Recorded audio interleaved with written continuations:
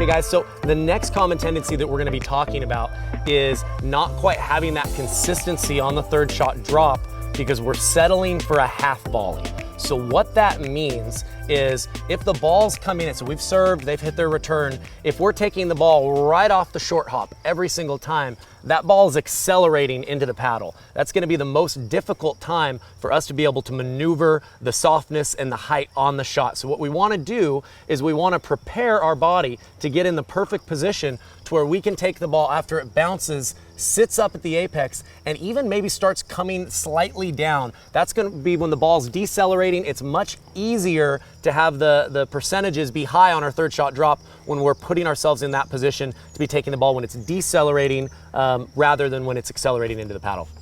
Think about your organization for your drop should be like a math equation, and things have to be correct from start to finish. Meaning after you serve, you're taking a look to see where your opponent hits the return, right? And you're buying yourself time. So that's step one. You're getting yourself back, you're giving yourself spacing, and then from there you're getting the paddle back, you're getting everything organized. So just keep in mind that when you give your space, you have more time to work with, you have more time to get organized, you can see the ball a little better, you have more time to get comfortable. All in all, good things happen when you give yourself time. But don't forget that the preparation for all strokes in pickleball are like a math equation. Things have to be correct from start to finish. And I think the big thing is you need to know what you're preparing for, and that's why we're gonna take you through some drills to help you be able to recognize where you wanna make contact with the ball as far as the timing off the bounce. I think the only time in which you would want to take a half volley is if your mobility doesn't allow you to back up, or maybe that's not comfortable for you to make those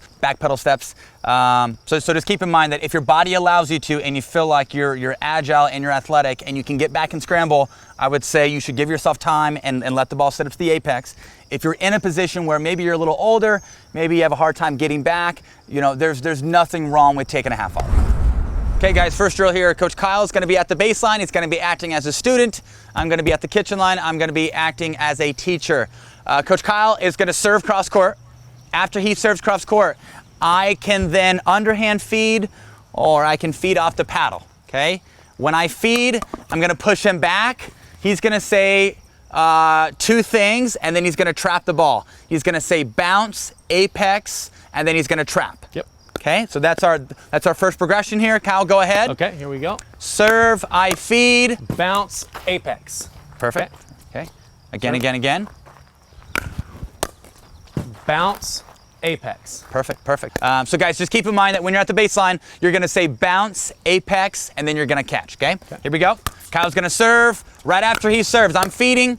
Bounce, apex. Beautiful. He's giving himself plenty of space. I'm sure you're recognizing that we're on a court that's a little smaller. So as you see, Kyle's back in the rocks there. That's okay.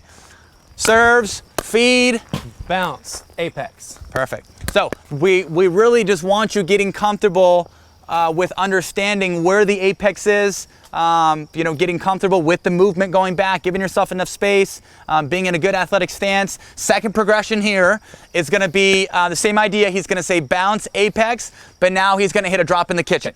So bounce, apex, and then drop. Okay, go ahead. Bounce, apex. Okay, very good. Bounce, apex. Beautiful, good. Again. Here you go. Same thing, he's giving himself plenty of space. Bounce, apex. Yeah, I think something that you'll recognize in this drill that you have a lot more time than you think. I think that's just a common theme in pickleball. Like you don't really realize how much time you actually have. So when you give yourself space and you let the ball sit up to the apex, you're gonna start thinking to yourself, shoot, I have a lot more time than I think. Okay guys, next progression here, third drill here. So now Coach Kyle is gonna be in a position where he doesn't have time to scoot back, okay? Whether he doesn't have time because my return is penetrating and pushing him back, or simply he's just not mobile enough to get back. Right. That's when he's going to settle for a half volley.